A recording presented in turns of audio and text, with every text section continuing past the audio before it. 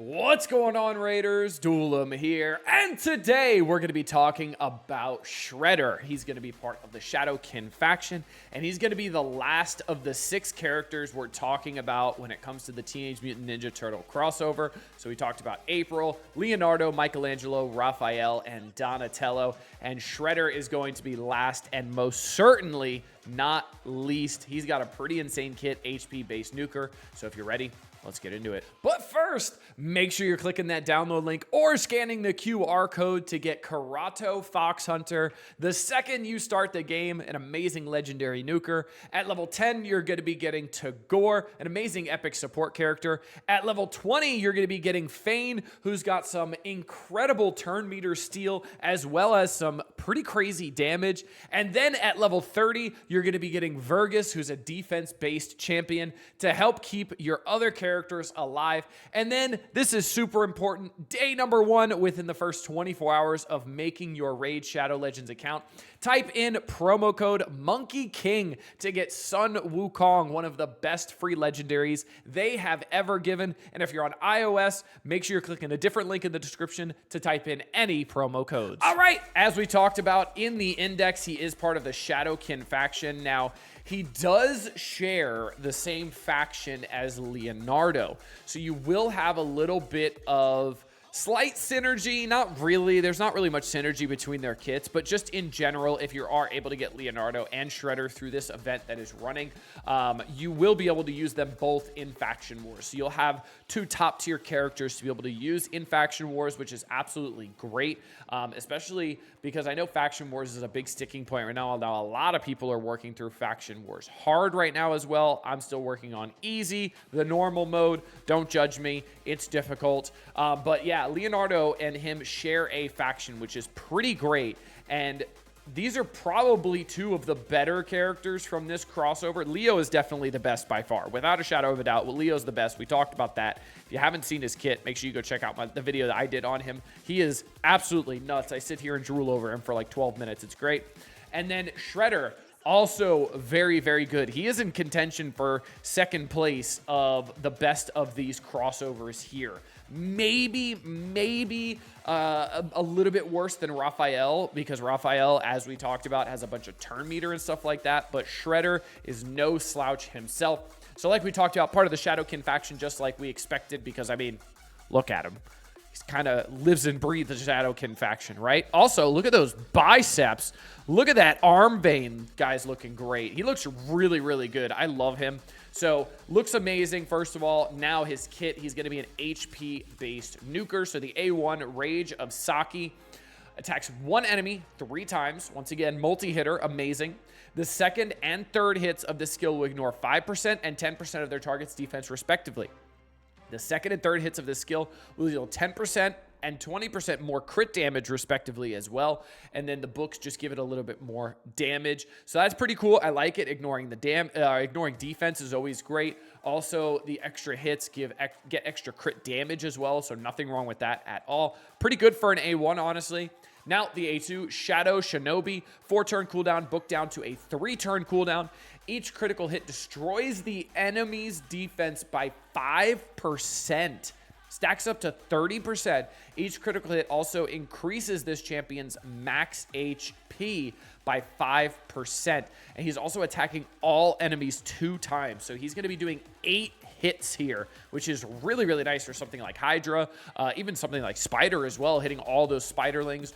Really, really nice. Pretty much get the champion's max HP up immediately, because if you're doing 8 hits, that's going to be 40%, which the max is 30%. So immediately, he's going to be getting that extra 30% right off rip, which is then going to make all of his abilities do more damage because they're all HP based. So nothing wrong with that. Each hit has a 75% chance, booked up to 100% chance of placing a leech debuff for 2 turns, getting some lifesteal out there. Absolutely amazing. This debuff cannot be resisted if this champion is under a Veil or Perfect Veil buff, and we'll get into the Veil and Perfect Veil in his passive. Damage is based on HP here. Now, one thing I'd like to note for this is the level 2 book here is 20% damage, which is pretty good for one book. That's a lot of damage. And then it gives the buff debuff chance by 10%, 15%, and then the cooldown at the 5th book. So really, really good for one book giving 20% extra damage on an ability. I really like that. AoE to everybody 2 times. Really great ability. Now for the A3, this is true ninjutsu or ninjutsu, I think. Attacks all enemies before attacking, steals all buffs from a single target enemy. This effect cannot be resisted if the champion is under a Veil or Perfect Veil buff. Fills this champion's turn meter by 15% for each buff stolen. This is also on a 6-turn cooldown, book down to a 4-turn cooldown. He's also going to ignore 15% of each enemy's defense, as well as shield and block damage buffs. If this champion is under a Veil or Perfect Veil buff, he's going to ignore 30% of each enemy's defense. So an AoE all hitter, 30% defense being ignored, and shield and block damage buffs being ignored by 15%, I think. He'll ignore 15% of each enemy's defense as well as shield and block damage buffs. I think this means it's ignoring shield and block damage debuffs 100%. It's ignoring all of them, not 15% of them, because it wouldn't make sense to ignore 15% block damage buffs, because that's not how that works. So I'm presuming it's all shield and all block damage buffs. Amazing, amazing, amazing. Now, this is going to be damage based on HP again. Again, an HP nuker. You get 20% extra damage for books 2 and 3, total. And then you get a cooldown down to 4 once you book it all the way. Now, for his passive, Dimensional Tyrant, the passive effect decreases all incoming damage by 30%. This damage is split equally among all allies except this champion. So this is very interesting. I kind of see this working well with like a Geomancer as well to reflect damage, because then you're putting more damage on Geomancer, and then Geomancer's then reflecting more damage as well, which is pretty interesting. Increases this champion's damage dealt by 15% for each dead ally as well. So more damage as other people are dying. So if he's the only one left, he could potentially just delete and do a lot of stuff. He's also going to have built-in lifesteal because of the leeches placed on by the from the A2, which is really, really nice. Also for the A2, sorry to digress a little bit, but this is attacking 2 times.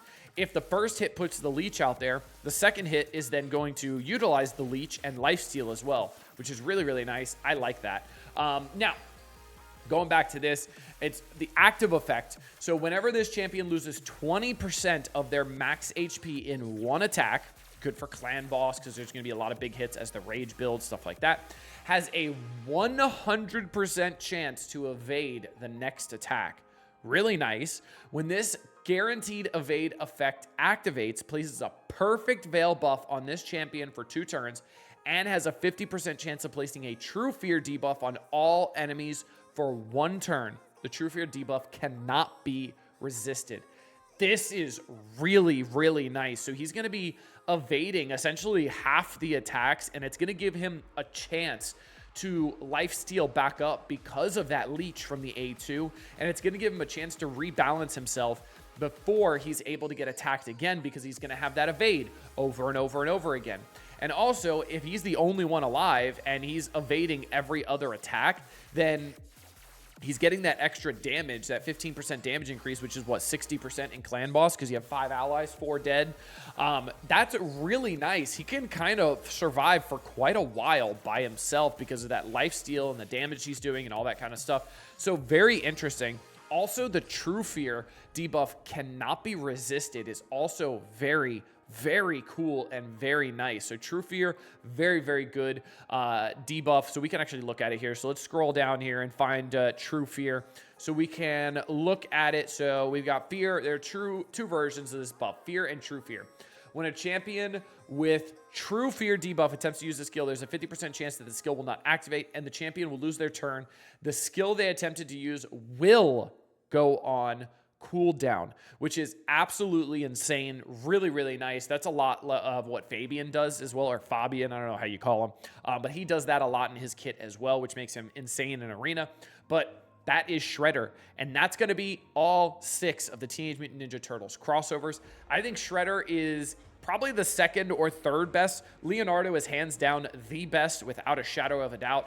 Leonardo is absolutely disgusting, but I do think Shredder is probably second or third best, maybe just behind Raphael, because Raphael has just insane stuff in his kit regarding turn meter, where he's assisting, getting 10% turn meter per crit, getting 10% turn meter per crit on an AoE attack all enemies, potentially 40, maybe even 50% crit. If you're in Spider, I mean, the amount of turn meter you're going to get in Spider is kind of disgusting, right? Like, you're hitting 12 people, he's going to fill his turn meter immediately. It's kind of like the Kale A2, where you get the kills on all the Spiderlings, and then he just takes another turn, which is awesome. So, yeah, I am very, very happy with this crossover. We've talked about all the kits total now, and I love all of them. Honestly, like I even said, for Michelangelo, he's technically the worst, in my opinion, even though he's being given away for free. But I still think he's ridiculously good, even though he's technically the worst of them. I really feel like April might be the most niche use, because her use is going to be mainly in Arena. But yeah, this Teenage Mutant Ninja Turtle crossover is absolutely insane. I couldn't be happier that they're doing this, and I'm super excited for all of the release events, and you will see that information here once I get it, to let you know how you're going to be unlocking Leonardo, Raphael, Shredder as well, and April, because obviously April right now was just that a little summoning event. We had Leonardo yesterday, Raphael as well. So we will keep you updated. Hope you guys enjoyed this one. Make sure you're clicking that download link below to get started the best way possible. Earn yourself some Teenage Mutant Ninja Turtles for absolutely free. Until next time, this has been Duelim. Later, Raiders.